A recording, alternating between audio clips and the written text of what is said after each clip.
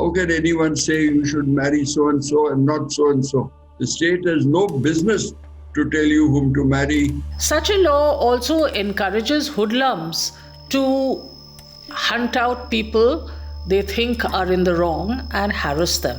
It is like a dog whistle by the government. It is a letter addressed to the Indian public, who we believe, with our faith in democracy, that they are the real rulers of this country, and therefore they need to understand what has gone on.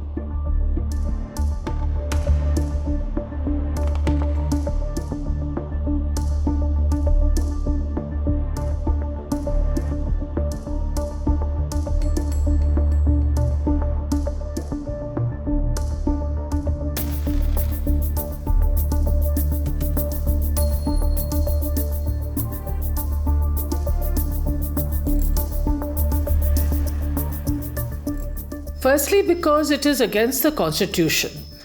The Constitution guarantees a number of rights to its citizens, including freedom of thought, conscience, and religion.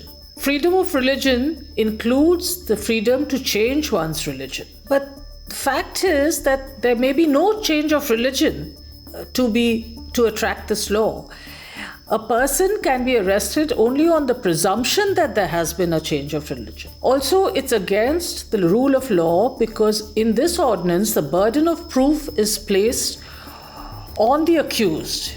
An individual has to prove that he or she has not changed his or her religion.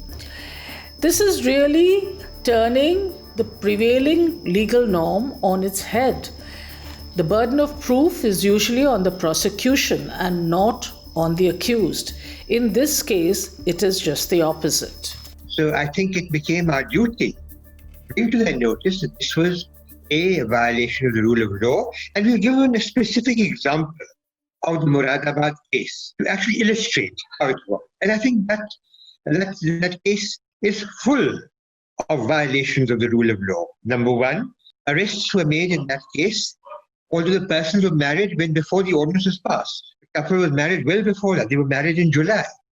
And they're being arrested for that offence now, or so-called offence now, when they were going actually to just register the marriage in the office. Then they were illegally detained. The question of abetment to forcible abortion, miscarriage. These are crimes. Now, when we cite these are specific, of course. It doesn't mean that this is only the case where there has been violation of the rule of law, but this illustrates quite clearly why we feel that there has been a violation of rule of law. And we've, of course, cited other cases also, but this is what we mean. Well, any ordinances and laws which are passed by any government, whether it's the center or in the states, there's a tendency of the police to implement those laws in a way that is more enthusiastic than what is required.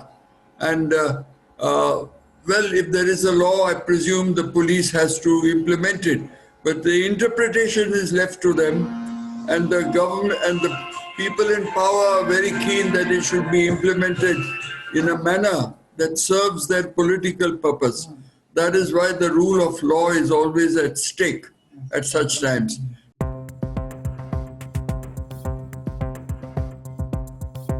But more than that, it is the Constitution which is being violated, because you have all the provisions of equality before the law, of it being a secular state, and that the rights of the individual have to be protected, and the state cannot tell you who you should marry and who you should fall in love.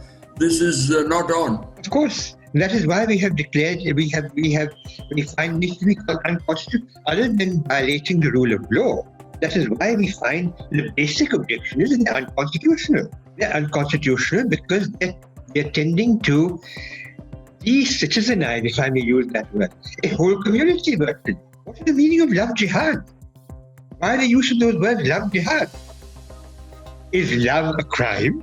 It's so ridiculous. And Why I'm saying that it's a particular community that is targeted is because the examples that we've given and the incidents that have occurred, including one that has happened just a couple of days ago, where a young boy was wanting to have tea with a Dalit girl or something of that nature, and they were being harassed. Now, what is this?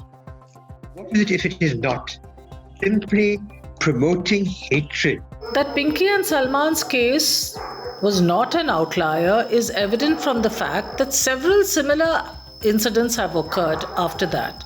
Not exactly like that of Pinky and Salman, but certainly of harassment. Such a law also encourages hoodlums to hunt out people they think are in the wrong and harass them.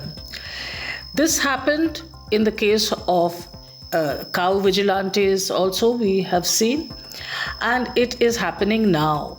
It is like a dog whistle by the government. I think that this particularly well-crafted kind of policy to divide people is something that we have seen for the first time in India. In all my service, I haven't seen this type of policies that are going to make people, enemies of each other.